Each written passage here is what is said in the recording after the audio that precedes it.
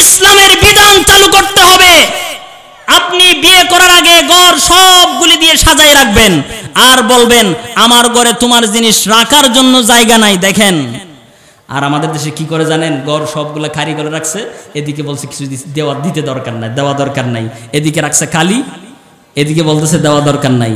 তাহলে আল্লাহ জানেন মনে তোমার নেওয়ার খেয়াল আছে না নাই। এজন্য যৌতুক এটা হলো ভদ্র ডাকাতি, যৌতুক এটা হলো ভদ্র ছাতাবাজি, যৌতুক এটা হলো ভদ্র চুরি। আমাদের সমাজের মধ্যে যেই যৌতুকের প্রথা আছে এটা বন্ধ করতে হবে, ঠিক কি না? আল্লাহ আমাদেরকে বোঝার জন্য তৌফিক দান করেন, আমিন। অল্প সময়ের জন্য যা বলতে পেরেছি আল্লাহ বলিয়েছেন, এগুলির উপর আমাদের সমাজ প্রতিষ্ঠা করার জন্য তৌফিক দান করুন, আমিন। ওয়া আখিরু দাওয়ানা আনিল হামদুলিল্লাহি রাব্বিল আলামিন। আসসালামু আলাইকুম ওয়া রাহমাতুল্লাহি ওয়া বারাকাতুহু। রাহমাতুল্লাহি তাআলা ওয়া বারাকাতুহু। বিসমিল্লাহির রহমানির রহিম। আলহামদুলিল্লাহ الحمد لله وكفى وسلام على عباده الذين اصطفى خصوصا على محمد المجتبى والصلاة والسلام على رسوله المجتبى وعلى آله وأصحابه الذين هم اهتدوا بهديه المرتضى أما بعد فأعوذ بالله من الشيطان الرجيم بسم الله الرحمن الرحيم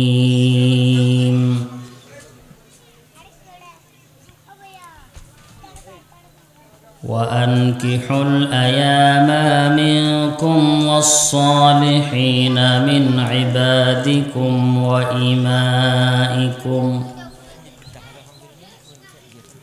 إن تكونوا فقراء يغنهم الله من فضله الآية وقال تعالى الطلاق مرتان فإمساك بمعروف أو تسريح بإحسان الآية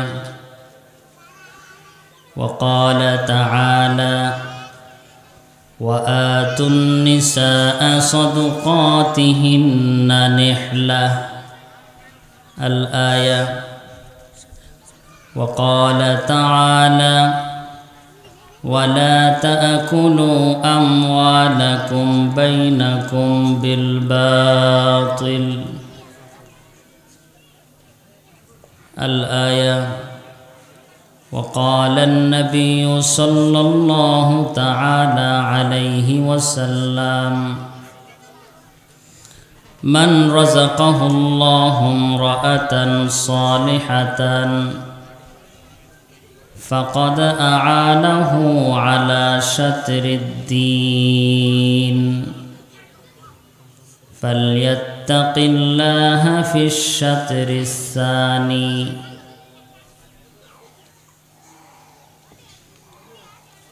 رواه الطبراني في المعجم والحاكم في المستدرك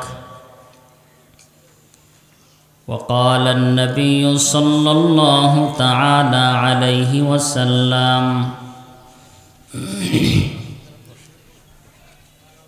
أبغض الحلال إلى الله الطلاق رواه أبو داود وقال النبي صلى الله تعالى عليه وسلم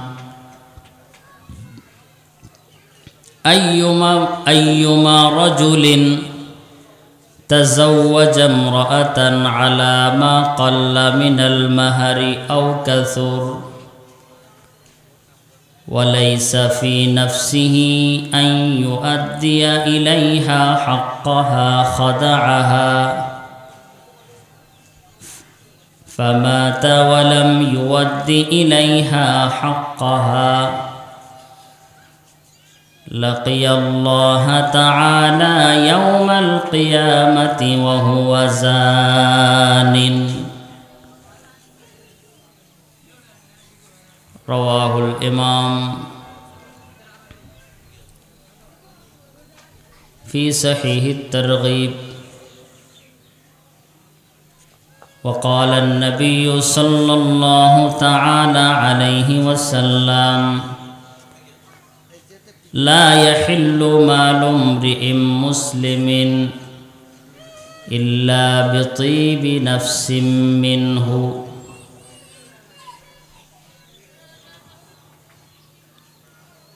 رواه أبو يعلى وأخرجه في صحيح الجامع. صدق الله مولانا العظيم وصدق رسوله النبي الأمي الحبيب الكريم ونحن على ذلك لمن الشاهدين والشاكرين والذاكرين والحمد لله رب العالمين. मुँह देख लिया आईने में बरदाग न देखे सीने में जी ऐसा लगाया जीने में मरने को मुसलमान बोलोगिए तकबीर तो अब भी होती है मस्जिद की फ़ज़ा में ऐ अनवर जिस ज़रब से दिल हल जाते थे वो ज़रब लगाना भूलोगिए जिस ज़रब से दिल हल जाते थे वो ज़रब लगाना भूलोगिए। बरकतन दुरूद शरीफ पढ़ी अल्लाहुम्मा सल्लि अला मुहम्मद कमा सल्लैता अला इब्राहीम व अला आलि इब्राहीम इन्नका हमीदुम मजीद। अल्लाहुम्मा बारिक अला मुहम्मद व अला आलि मुहम्मद कमा बारकता अला इब्राहीम व अला आलि इब्राहीम इन्नका हमीदुम मजीद। असंख्य गणित शुक्रिया ज्ञापन करছি महान रब्बुल आलमीনের दरबारे যিনি আমার মতো যোগ্য নালায়েক ব্যক্তিকে ঐতিহাসিক রূপালী সংঘ ও একতা সংঘের যৌথ উদ্যোগে 2 দিন ব্যাপী 34তম সিরাতুন নবী সাল্লাল্লাহু আলাইহি ওয়াসাল্লাম মাহফিলের দ্বিতীয় দিবসের অত্র অধিবেশনে উপস্থিত হয়ে দোয়া নেওয়ার জন্য তৌফিক দান করেছেন। সম্মান প্রদর্শন করছি সম্মানিত সভাপতি আমার শ্রদ্ধেয় আব্বাজান হযরত মাওলানা দিওয়ানুল ইসলাম সাহেব বারাকাল্লাহু ফি হায়াতিহি তাইয়্যিবা এবং উপস্থিত আছেন হযরত মাওলানা আবুল কাসেম সাহেব হাফিজাহুল্লাহ, উপস্থিত সম্মানিত শ্রোতৃবৃন্দ, আল্লাহ রব্বুল আলামিন আমাদেরকে অল্প সময় কিছুদিনই কথাবার্তা বলবার এবং শুনবার জন্য তৌফিক দান করেছেন। এজন্য আমরা সকলে অন্তরস্থল থেকে কালিমাতুশ শুকর আদায় করি আলহামদুলিল্লাহ।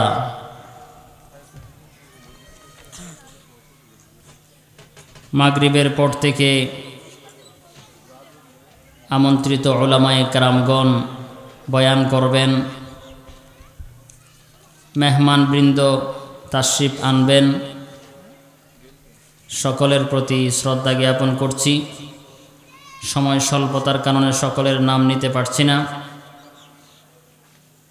অদমকে বিষয়বস্তু নির্ধারণ করে দেওয়া হয়েছে। ইসলামে বিবাহের গুরুত্ব, মহর আদায়ের প্রয়োজনীয়তা, যৌতুক প্রথা ও অহেতুক তালাক প্রদানের কুফল বর্ণনা। ওমা তৌফিক ইল্লা বিল্লাহ, সুবহানাকা লা ইলমা লানা ইল্লা মা আল্লামতানা।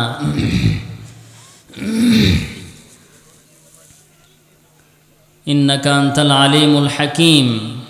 রব্বি জিদনি ইলমা, রব্বি ইশরাহ লি সাদরি ওয়া ইয়াসসির লি আমরি ওয়াহলুল উকদাতাম মিন লিসানি ইয়াফকাহু কওলি।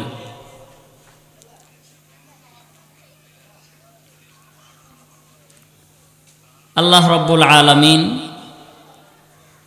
মানব জাতিকে সৃষ্টি করার পর সর্বপ্রথম জান্নাতে একটি নিয়ামত দান করেছেন। এই নিয়ামত হচ্ছে বিবাহ।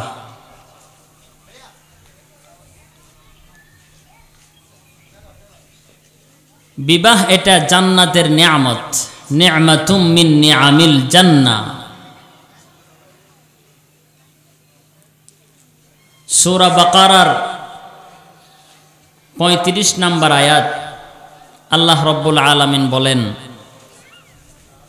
ইয়া আদামু উসকুন আনতা ওয়া যাওজুকাল জান্নাহ ওয়া কুলা মিনহা রাগাদান হাইসু শি'তুমা ওয়া লা তাকরাবা হাযিহিশ শাজারাতা ফাতাকুনা মিনাল যালিমিন।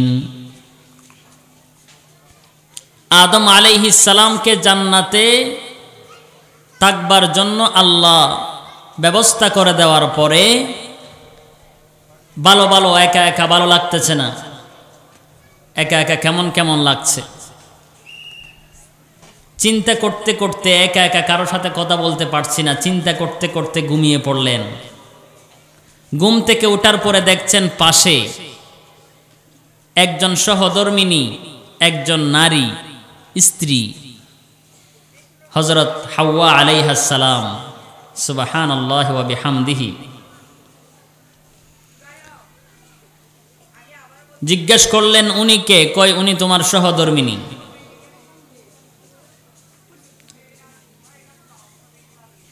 লম্বা জন্য সময় কম বলছি না।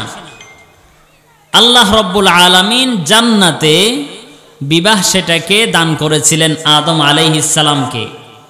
তাহলে বিবাহ এটা জান্নাতের নিয়ামত, নি'মাতুম মিন নি'ামিল জান্নাহ। দুনিয়াতে আমরা এটা বুক করতেছি, দুনিয়ার পরে আমরা যখন জান্নাতে যাব তখনও আবার এই নিয়ামত এটা আল্লাহ তাআলা দান করবেন। আল্লাহ বলেন, কাযালিকা ওয়া যাওয়াজনাহুম বিহুরিন আইন।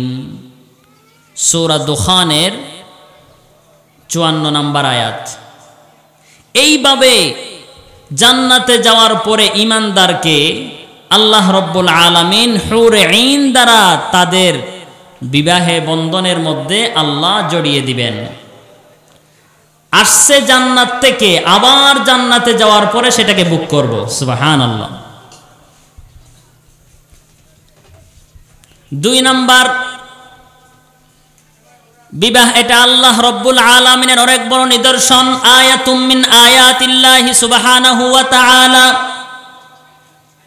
সূরা রুমের 21 নম্বর আয়াত আল্লাহ রব্বুল আলামিন বলেন, ওয়া মিন আয়াতিহি আন খালাকা লাকুম মিন আনফুসিকুম আজওয়াজান লিতাসকুনু ইলাইহা ওয়া জাআলা বাইনাকুম মাওয়াদ্দাতান ওয়া রাহমা।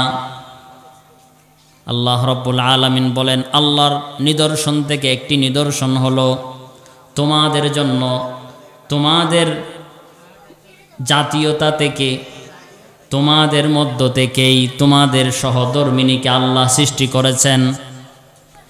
বিন জাতি থেকে তোমাদের সহধর্মিণী সৃষ্টি করেন নাই।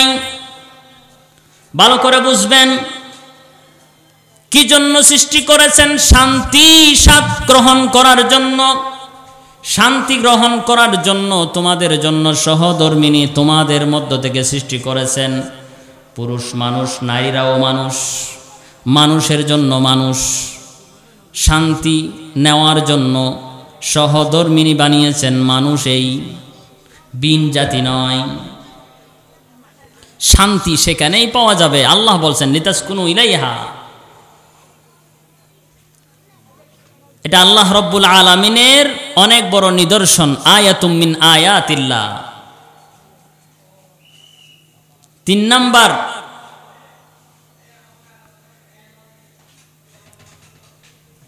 সমাজের মধ্যে একে অপরের সাথে সম্পর্ক স্থাপন হয়। আর রব্তু বাইনাল আজানিব, সমাজ গঠন হয় এই বিবাহের কারণে। সূরা ফুরকানের 54 নম্বর আয়াত আল্লাহ রাব্বুল আলামিন বলেন, হুয়াল্লাযী খালাকা মিনাল মাই বাশারা ফাজআলাহু নাসাবান ওয়া সিহরা। সূরা ফুরকানের 54 নম্বর আয়াত আল্লাহ রাব্বুল আলামিন বলেন, আল্লাহ মহান সত্তা, যিনি মানব জাতিকে সৃষ্টি করেছেন পানি থেকে, বংশ বিস্তার করার জন্য 2টি দ্বারা রেখেছেন। একটি হলো বাপের দ্বারা আর একটা হলো শাশুড় শাশুড়ির দ্বারা। 2টি, 2 দিক থেকে 2 জনের মধ্যখানে সমিশ্রণ হয়ে তারপরে বংশ বিস্তার হয়। ফাজআলাহু নাসাবান ওয়া সিহরা, সমাজ গঠন। 4 নাম্বার, বিবাহের উপকারিতা। সুন্নাতুম মিন সুনানিল মুরসালিন, আম্বিয়া কেরামদের সুন্নাহ, আদর্শ, আম্বিয়া কেরামদের আদর্শ। তিরমিজি শরীফের 1000 নম্বর হাদিস শরীফ, ক্বালা রাসূলুল্লাহ সাল্লাল্লাহু আলাইহি ওয়াসাল্লাম, আরবাউম মিন সুনানিল মুরসালিন।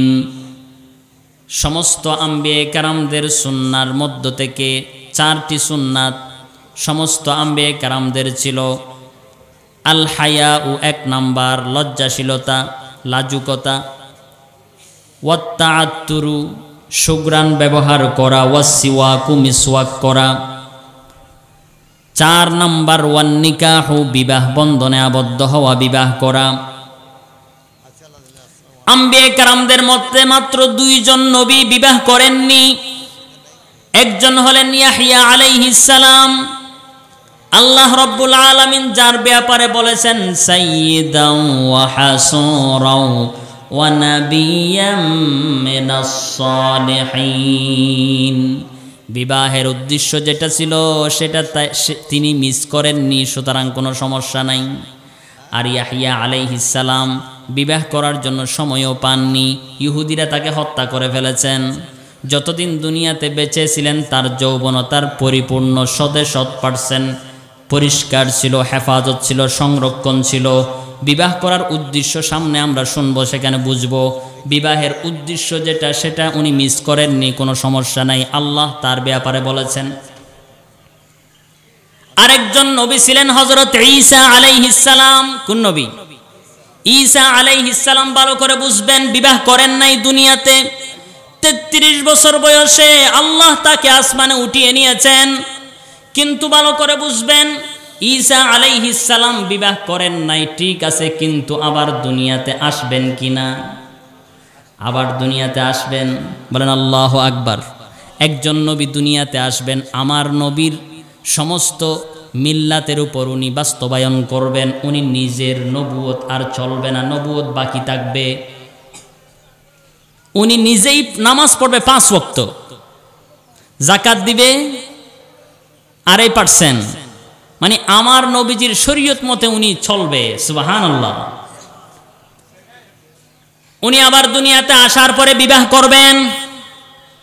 তাহলে একজন নবী বিবাহ করার জন্য সময় পান নাই, আরেকজন নবী তখন ইহুদিদের কবলে পড়ে তারা হত্যার চেষ্টা করেছিলেন। আল্লাহ তাকে আসমানে উঠিয়ে নিয়েছেন, আবার দুনিয়াতে পাঠাবেন, আবার বিবাহ করবেন। তাহলে নবীজি বলেন আরবাউম মিন সুনানিল মুরসালিন, আম্বিয়া কেরামদের সুন্নাতের মধ্য থেকে 4টি সুন্নাহ, সেখান থেকে একটি হলো আন-নিকাহ।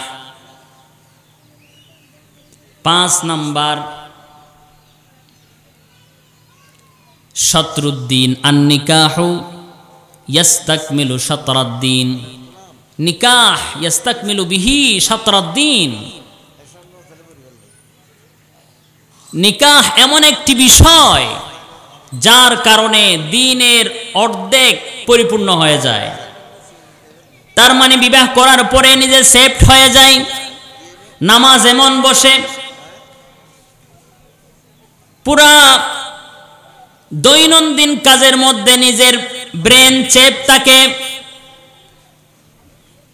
নিজে এক ধরনের ধর্ম আদায় করার জন্য নিজের জন্য সহজ হয়ে যায় বিবাহের কারণে। নবীজি বলেন, বর্ণনা করেছেন মুআজামে তবরানির মধ্যে বর্ণিত, মুস্তাদরাকে হাকিমের মধ্যে বর্ণনা করেছেন আল্লামা হাকিম,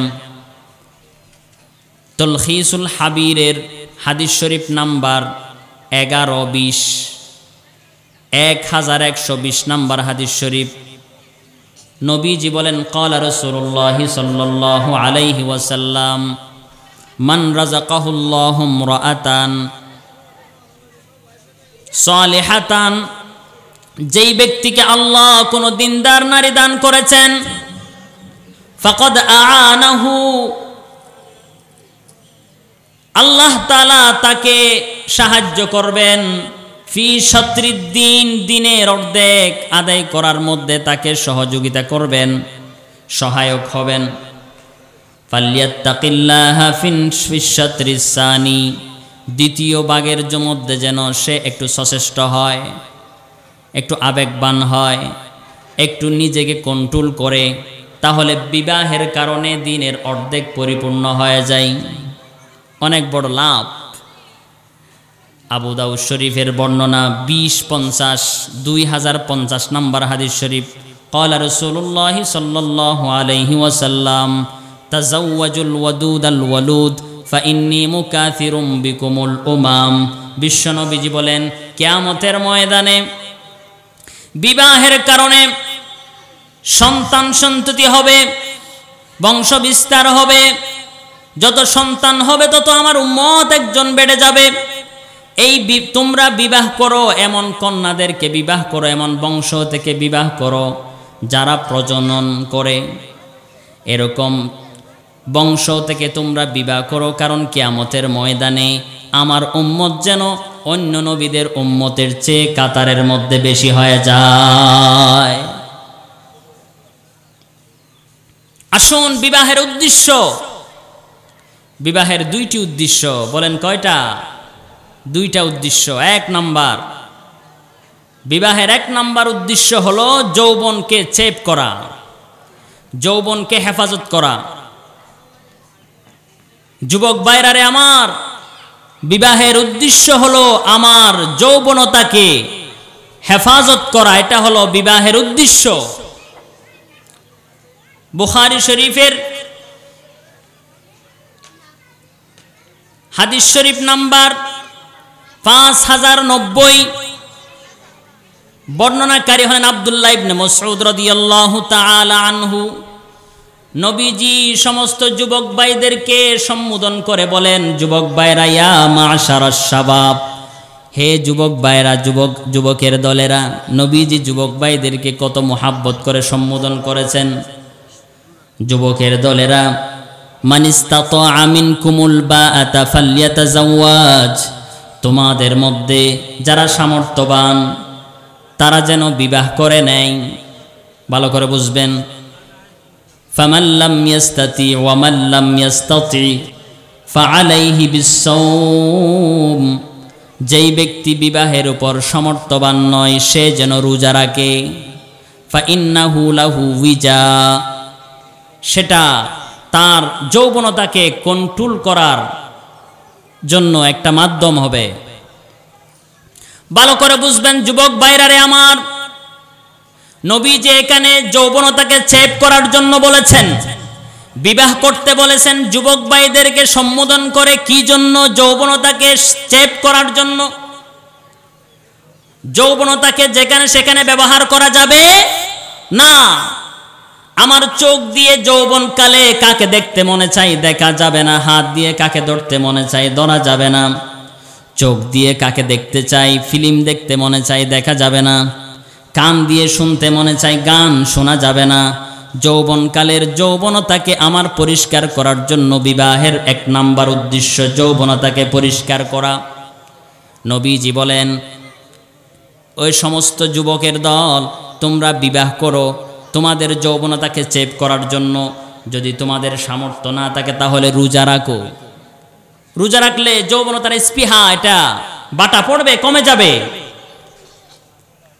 যৌবনতার যে উল্লাস সেটা আর থাকবে না, স্পৃহা জাগবে না। রোজা রাখো। যৌবনতাকে চেপ করা, কিন্তু দুঃখের সাথে বলতে হয় আমাদের আজকে সমাজের মধ্যে আমরা বিবাহ করি, বিবাহ করার সময় গান বাদ্য বাজনা এগুলা করি, অনেক কুসংস্কার বিবাহের মধ্যে। তারপরে দেখতে যাওয়ার সময় কুসংস্কার। দেখেন, যৌবনতাকে চেপ করার জন্য করতে হচ্ছে, আর বিবাহ করার সময় আমরা করতেছি গান বাদ্য বাজনা। গানকে বন্ধ করার জন্য বিবাহ করতে হচ্ছে, ফিল্ম না দেখার জন্য বিবাহ করতে হচ্ছে, বেগানার দিকে না থাকার জন্য, বেবিচারে লিপ্ত না হওয়ার জন্য বিবাহ করতে হচ্ছে। যৌবনতাকে চেপ করার জন্য করতে হচ্ছে বিবাহ। আর এই বিবাহ করার সময় আমরা যৌবনতাকে ব্যয় করতেছি ভিন্ন পথে, যেগুলি ইসলামে নিষেধ করেছেন। এজন্য ভালো করে বুঝবেন। আরো অনেক হাদিস শরীফের মধ্যে নবীজি এটা বুঝিয়েছেন, যৌবনতাকে চেপ করা এটাই হলো বিবাহের উদ্দেশ্য। বুখারী শরীফের হাদিস শরীফ নাম্বার 5065 নাম্বার হাদিস শরীফ, নবীজি বলেন, ক্বালা রাসূলুল্লাহ সাল্লাল্লাহু আলাইহি ওয়াসাল্লাম, তুনকাহুল মারআতু লিআরবাইন, নারীদেরকে বিবাহ করা হয় সাধারণত সমাজের মধ্যে 4টি জিনিস দেখে। 1 নাম্বার লিজামালিহা, সৌন্দর্য দেখে, ওয়ালিমালিহা, সম্পদ দেখে, ওয়ালি হাসাবিহা, তার বংশীয় গৌরব দেখে, ওয়ালি দীনিহা, তার ধার্মিকতাকে দেখে। নবীজি বলেন, ফাজফার বিজাতিদ্দিন, তুমি সফল হও, ধার্মিকতাকে তুমি গ্রহণ করে তুমি সফল হয়ে যাও। ভালো করে বুঝবেন, আল্লাহ পাক রব্বুল আলামিন সূরা নূরের সম্ভবত 3 নাম্বার আয়াত অথবা 4 নাম্বার আয়াতের মধ্যে আল্লাহ বলছেন, ওয়াজ্জানি লা ইয়ানকিহু জানিয়াতান ওয়াজ্জানি লা ইয়ানকিহু ইল্লা জানিয়াতান আও মুশরিকা ওয়া হুররিমা যালিকা আলাল মুমিনিন। বেবিচার বিয়ে করে কাদেরকে? বেবিচারিনীকে এবং মুশরিকাকে। এটা ইমানদারের জন্য হারাম। ইমানদার দিনদার মহিলাকে বিবাহ করবে দ্বীনের জন্য, নিজের যৌবনতাকে চেপ করার জন্য। ভালো করে বুঝবেন। এজন্য নেকাহের 1 নাম্বার উদ্দেশ্য হচ্ছে যৌবনতাকে চেপ করা। আজকে ইউরোপ আর আমেরিকার মধ্যে বিবাহ বিলুপ্ত হওয়ার কারণে সেক্স ফ্রি হয়ে গেছে। কি হয়ে গেছে? সেক্স ফ্রি, বিবাহ নাই, সেক্স ফ্রি। আল্লাহ জানেন বিবাহ সমাজের জন্য কত প্রয়োজন। 2 নাম্বার উদ্দেশ্য হচ্ছে সমাজ গঠন করা। বিবাহের মাধ্যমে সমাজ গঠন হয়। এই বিবাহের কারণে সন্তান হয়েছে, বিবাহের কারণে মা বাবা হয়েছে, বিবাহের কারণে দাদা দাদি হয়েছে, বিবাহের কারণে শ্বশুর শাশুড়ি হয়েছে, একটা সমাজ গঠন হয়েছে বিবাহের কারণে। আর ইউরোপ আর আমেরিকাতে আজকে বিবাহ না থাকার কারণে তাদের কাছে কোনো সমাজ নাই। ভালো করে বুঝবেন, মা বাবাদেরকে তারা বলে তোমাদের সময় তোমরা করেছো, এখন আমাদেরকে করতে দাও। নাউজুবিল্লাহ। মা বাবাদেরকে তারা ওল্ড এজ হোমের মধ্যে পাঠিয়ে দেয়, সন্তানকে ডকিয়া সেন্টারে পাঠিয়ে দেয়। আর মহিলারা তাদের গড় নাই, গড় সব হলো কুকুরের নামে। গড় কার নামে? কুকুরের নামে। ঘরের মধ্যে রান্না বাড়া হয় না। আপনারা ইউরোপ আর আমেরিকাতে যারা গেছে তাদের থেকে জিজ্ঞেস করেন। আমাদের মাদ্রাসার একজন ব্যক্তি লন্ডন থাকে, ওনার সন্তানেরা এসে বলছে আপনারা কতই না শান্তিতে আছেন, জান্নাতে আছেন, আমরা যে ইউরোপের দেশে আছি আমরা অনেক কষ্টের মধ্যে আছি, ঘরের ভিতরে আমরা শান্তি, বাহিরে এটা কি দুনিয়া না গজব? কিছু বুঝি না। মাকে সন্তান মা ডাকে, মা সন্তান থেকে মায়া নেয়, দয়া গ্রহণ করে। বাবা বৃদ্ধ হওয়ার পরে সন্তানের প্রতি আসক্ত হয়ে যায়, মুখাপেক্ষী হয়ে যায়, সন্তান তার খবর নেয় বিবাহ বন্ধনের কারণে। আর ইউরোপ আর আমেরিকাতে সন্তানেরা তাদের মা বাবা বিবাহ বন্ধনে আবদ্ধ না হওয়ার কারণে তাদের বাপকে জানা নাই। নাউজুবিল্লাহি মিন যালিক। তারা ন্যাশনালিটির মধ্যে ব্যবহার করে মায়ের নাম। মাকে যারা চিনে তারা পর্যন্ত মাকে ঘর থেকে বের করে ওল্ড এজ হোমে নিয়ে যায়। সন্তানদেরকে লালন পালন করতে তারা রাজি না, ডকিয়া সেন্টারে পাঠিয়ে দেয়। ভালো করে বুঝবেন, এজন্য তাদের কোনো নিরাপত্তা নাই। মা মারা গেছে, ওল্ড এজ হোমের মধ্যে কল করে বলা হলো সন্তানকে আপনার আম্মা জান ইন্তেকাল করছে। কয় ঠিক আছে, আপনি সবগুলি রেডি করে ফেলেন, ওনাকে কবরে দিয়ে দেন, যত বিল আসবে সবগুলি আমি পেমেন্ট করে দিচ্ছি।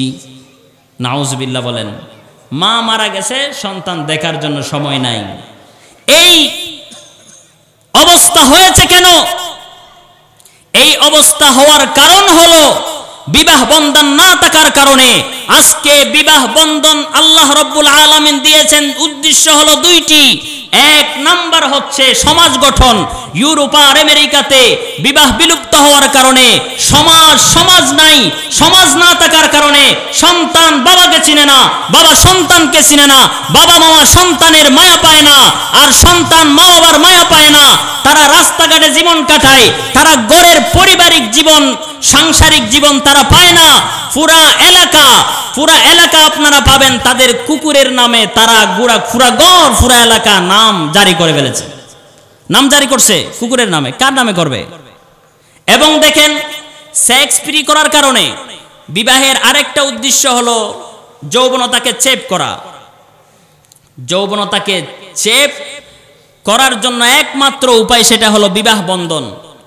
তাদের মধ্যে বিবাহ বন্ধন সেটা বিলুপ্ত হওয়ার কারণে তারা কুকুরের সাথে জীবন যাপন করতেছে।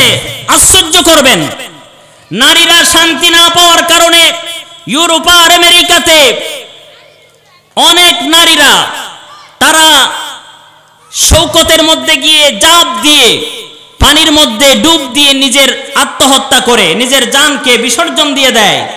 ফাঁসিকে, বিষকে, শান্তি পাচ্ছে না। আল্লাহ বলছেন লিতাসকুনু ইলাইহা, শান্তি পেতে হলে বিবাহ ছাড়া বিকল্প নাই। যিনি নারী পুরুষ সৃষ্টি করেছেন উনি জানবেন, যিনি মোবাইল তৈরি করেছেন উনি জানবেন মোবাইল কিভাবে চালাতে হবে।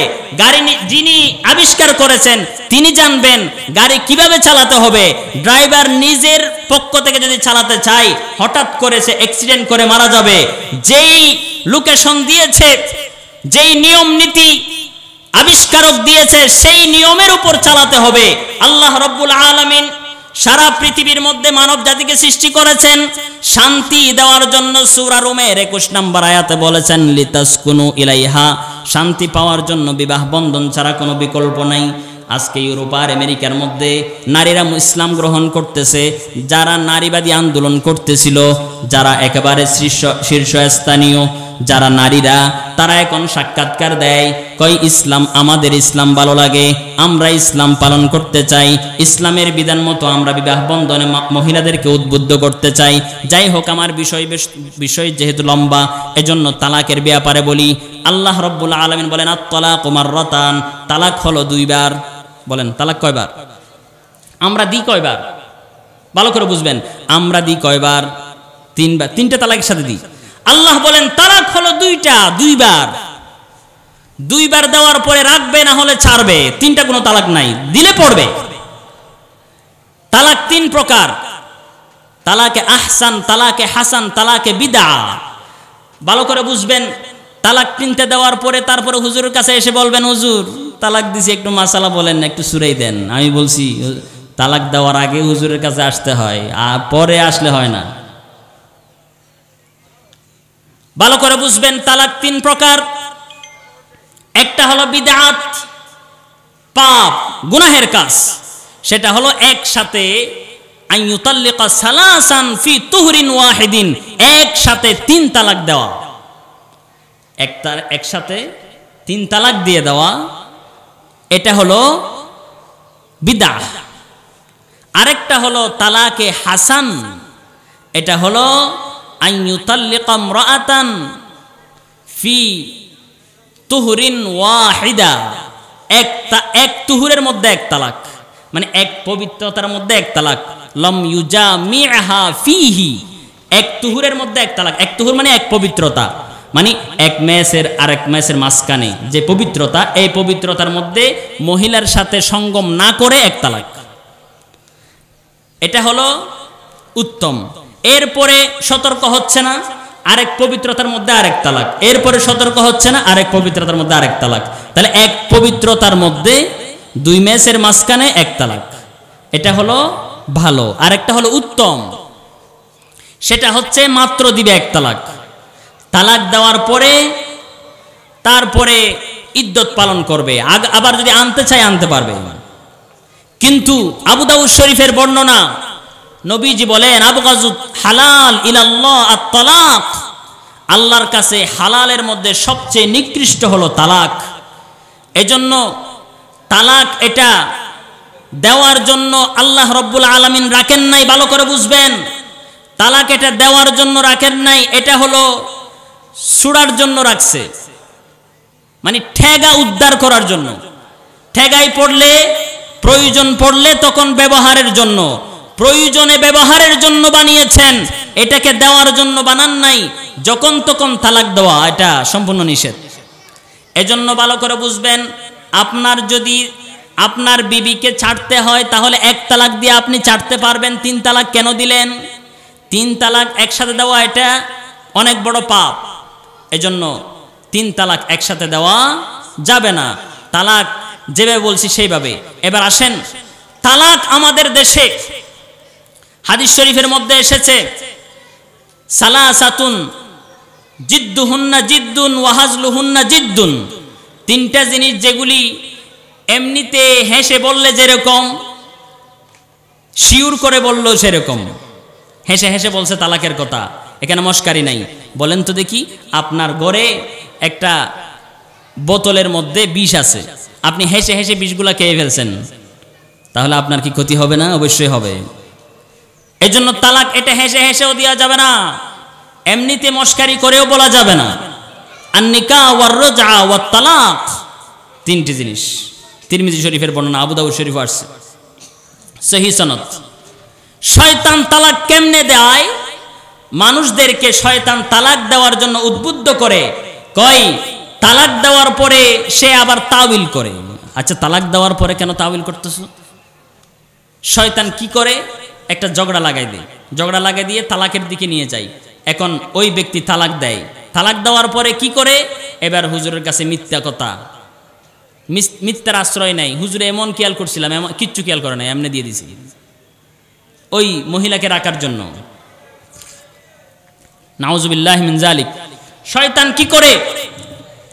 এই তালাক দেওয়ার পরে পুরা জীবন তাকে জেনা করাবার জন্য, তাকে তালাক দেওয়ার জন্য উদ্বুদ্ধ করে। এই ব্যক্তি কি করে? তালাক দেওয়ার পরে ওই বিবিকে রেখে দিছে, পুরা জীবন করছে তার সাথে জেনা, নাউজুবিল্লাহি মিন জালিক। শয়তান যুবকদেরকে যে কোনো ঝগড়াতে লাগিয়ে দিয়ে তালাকের দিকে নিয়ে যায়, পুরা জীবন যেন বেবিচারে রাখতে পারে, নাউজুবিল্লাহ। A successful. একবার ইবলিস বলছে, আজকে কে কি করছো? কই হুজুর আমি অনেক বড় কাজ করছি। কয় এটা করছি। কয় না না না। কয় আরেকজন আসো। কয় তুমি কি করছো? কয় এটা করছি।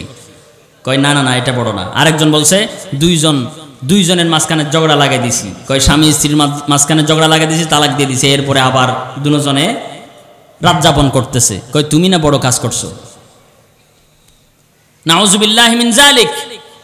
এজন্য আসুন তালাক দেওয়ার ব্যাপারে আমরা সতর্কতা গ্রহণ করব ইনশাআল্লাহ। এরপরে মোহরের ব্যাপারে সবচেয়ে বড় ঘাটতি মোহর। এটা হলো নারীদের অধিকার। আমরা সমান অধিকারের জন্য স্লোগান লাগাই। ইসলাম বলে নারীদেরকে সমান অধিকার যদি দিতে চাও তাহলে নারীদের উপর জুলুম হবে। নারীদেরকে এমন কিছু অধিকার দিতে হবে যেগুলি পুরুষরাও পায় না। এটা হলো অগ্র অধিকার। এটা কি অগ্রাধিকার? নারীদেরকে এমন অধিকার দিতে হবে যেগুলি পুরুষও পায় না। সেখান থেকে একটা অধিকার হলো মোহর।